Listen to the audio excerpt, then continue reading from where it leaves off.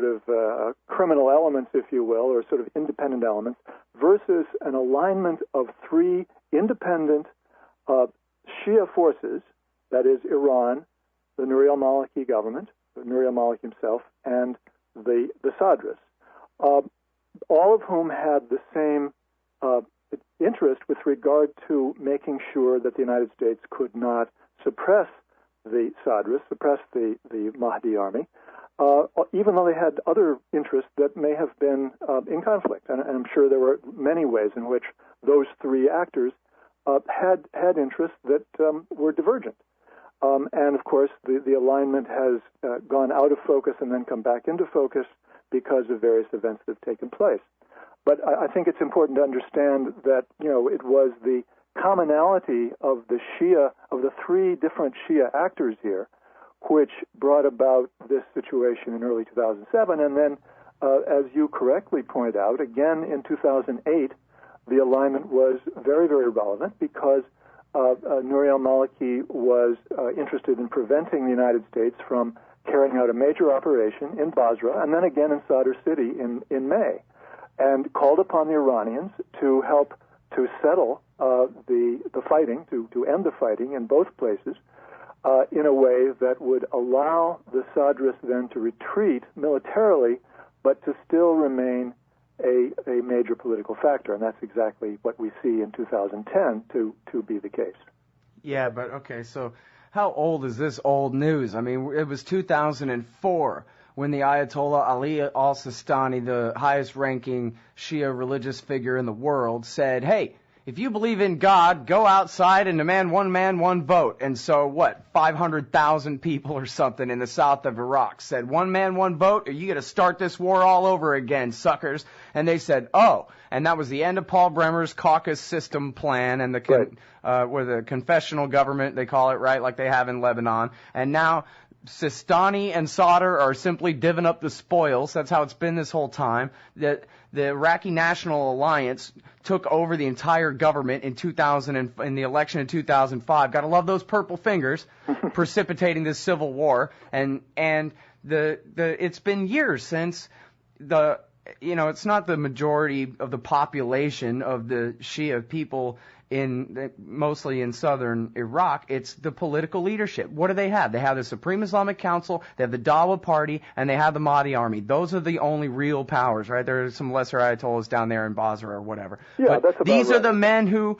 we're fighting to install in power and have been this whole time. Well, the United States was not. They were interested, of course. When we say the United States, we mean the neocons who brought us into the war. They were not interested in the Shia more generally, but specifically interested in those Shia that they viewed as amenable to the new order that the United States was imposing in the Middle East. And of course, they are now, meaning al-Hakim, because Ahmad Chalabi, their hero, is in fact part of this alignment of al-Maliki, Sadrs, and Iran. Oh, so not al-Hakim. Al-Hakim is their second choice because at least he wasn't a working class guy like Sadr. Exactly. Al-Hakim has dropped out of the picture. Well, yeah, he's dead. Well, his son. Apparently his son doesn't have the power and influence his father had at all. And now Sadr, I was talking with Pepe Escobar last week, was saying that Sadr doesn't just dominate the Iraqi National Alliance now. He dominates the Supreme Islamic Council now. Well, I think that it is split. There's no question about it. The Badr folks, who are the armed wing of the al-Hakim faction, has in fact thrown in its lot with Sadr and al-Maliki. So this is a hidden instrument of power, which I think helps to ensure that we can be pretty sure that al-Maliki is going to become the next prime minister. Well, why has it taken this long for Sadr and Maliki? Maliki had to go to Iran to meet with Sadr, and now maybe they'll be able to.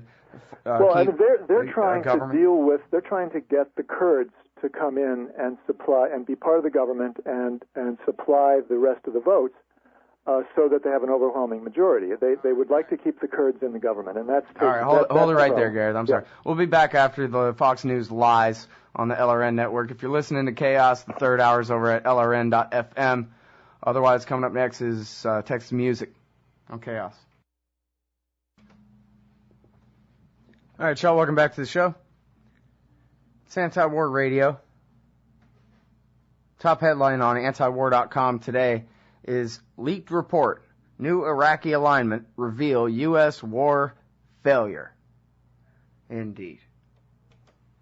Gareth Porter, the author of this here news analysis piece, is on the line. Still there, Gareth? Yep, still here. All right, good deal. Now, where were we when the Heartbreak Fox News propagandized? Everyone agrees. We just need more cops and more guns for those more cops. At the top of the hour there. Go ahead. Well, let's see now. I'm trying to remember exactly what the question was before you were interrupted by the news. Yeah, me too. That's why I was putting it on you. All right. Well, anyway, what we're talking about is I got a question for you. Don't worry. This will be a change of subject. We'll go back and hit ourselves in the head later. In 2007, at the beginning of this Petraeus, AEI, General McKiernan, whatever the hell, surge plan that they did here, with Tom Ricks at the Washington Post running cover for the whole thing, they decided, all right, we're going to go ahead and accept the Sunnis' offer that they've been offering to us since the beginning of this war, which is we won't fight you if you'll just let us patrol our own neighborhoods. And so they said, we'll stop fighting our enemies. As I think you put it on this show, Petraeus informed Bush, we're going to go ahead and surrender. We're not going to win that fight against the bad guys that you've been saying all these years. We're going to go ahead and cut a deal with them. And now we're going to take on one part of the government we've been fighting to install this whole time. And to what end, nobody had any idea, I don't think. And I read David Finkel's book, The Good Soldiers, about a crew of American troops as part of that surge in East Baghdad, controlling Moqtada al-Sadr held territory there. And it seemed to me, from David Finkel's reporting anyway, that Lieutenant Colonel Kozlarich had no idea that he was fighting the very people that he was installing in power. That the irony was completely lost on the lieutenant colonel in charge of the operation. And really, that's the bottom line here, right? Do I have this narrative straight here? You have put your finger on precisely the key issue that needs to be discussed much more than it has been about that phase of the war, which is once the surge was decided and once it became clear that the Sunnis were ready to make a deal, you had in Iraq a U.S. military command which was in search of a rationale for a war.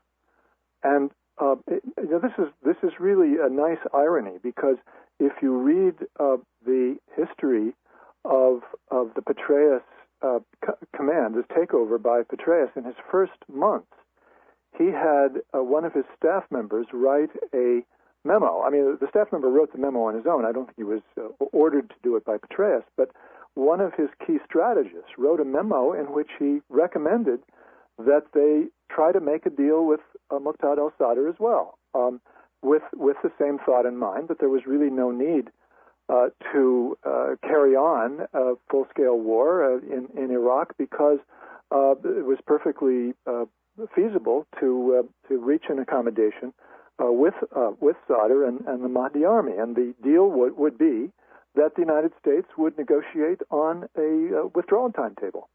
They noted that this was, of course, what Sadr really wanted. His aim was to get U.S. troops out of Iraq, and that a deal could be made if the United States was willing to put a withdrawal timetable on the table. And, we don't know exactly what was discussed in response to that proposal, but it's clear that at least some people in Petraeus' staff saw very clearly that it was not necessary. There was no need, there's no reason for the United States to carry on a war against the Jaish al-Mahdi. Nevertheless, that, of course, is exactly what happened. And part of this, undoubtedly, is the fact that the White House and Jack Keane, who was Petraeus' sponsor in the military, the guy who got him the job, and Jack Keane at that time, just to remind people, was in fact the de facto. Yeah, I said McKiernan when I meant Keane. I apologize for that. The chairman of the Joint Chiefs of Staff was Jack Keane. He was a retired military officer who, in fact, was running the show. He was the guy who Vice President the vice president and the office of the vice president were relying on to give them military advice on Iraq. So he was the guy who was really calling the shots, and Jack Keane obviously wanted a war, as did the office of the vice president, and that's really good enough in that government of 2007 to make it happen.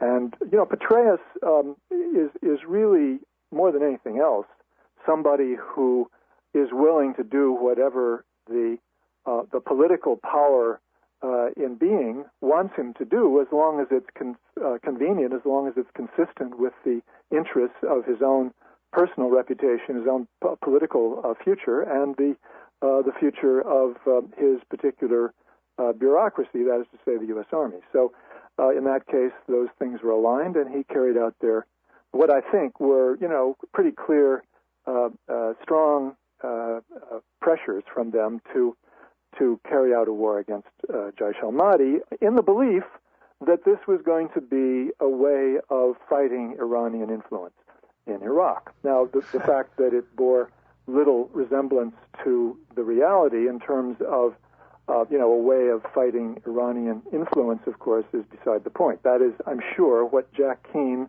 and the office of the vice president believed at that point. I mean, their grasp of the realities in Iraq obviously was, shall we say, shaky at least. Okay, but I mean, come on, it's not that hard to comprehend that during the time between the Iraqi invasion of Iran and the invasion by the United States in 2003, 20 years later, 23 years later, that the Supreme Islamic Council guys fled to Iran. The Dawa Party, basically, half of them went to Iran, half of them went to Europe, and the Sadrists stayed there, and sure. weren't traitors to Iraq during that time. It's pretty easy to see that Hakim and Chalabi and even Dawa Party leaders like Maliki and Jafari, that they had no influence other than they had the consent and assent of Moqtada al-Sadr this whole time. As you just said, this is why there is a real deadline to get the hell out at the end of December 2011. It's because that was Sadr's choice. And that was how Maliki stayed prime minister, became prime minister even 2-3 years ago. Right. I mean, but my point is this, that the people in Washington who had the power at that point, their notion about international politics and U.S. power was obviously so extremely simplistic that they simply equated the idea of crushing Jaish al-Mahdi with crushing Iranian influence, and therefore being able to claim another great victory in Iraq. So, I mean, that's the kind of logic that prevailed at that point. And for Petraeus, I mean, this was obviously okay, because it was in the interests of the U.S. military, as well as Petraeus' own interests, to have a reason for continuing the war rather than have it end. And, this was a perfectly fine rationale, which he embraced with great gusto. And as a result, you have, this whole special groups meme narrative, if you will, raised to a high art. The manipulation of the U.S. media, just very, very successul. I mean, I can't think of a single individual in the corporate media that really resisted that notion that that's what was really going on, and that Petraeus was doing a bang-up job in fighting off this proxy war. Yeah, well, and I guess we should just thank our lucky stars that they didn't get away with strikes inside Iran. Was it George Bush himself that just said absolutely not to that, or it was the Joint Chiefs, or what? It was Gates as well as the Joint Chiefs who said no to that. They understood that it would lead very quickly to an escalation of violence throughout, which would affect the entire region. Yes, and Fallon, of course, played a key role in that as well. Yeah. All right, well, and it's worth pointing out, as we have verified in so many new WikiLeaks supplied documents, that the people we've been talking about this whole time that we installed in power there are the torturers, the men who put drills through people's skulls.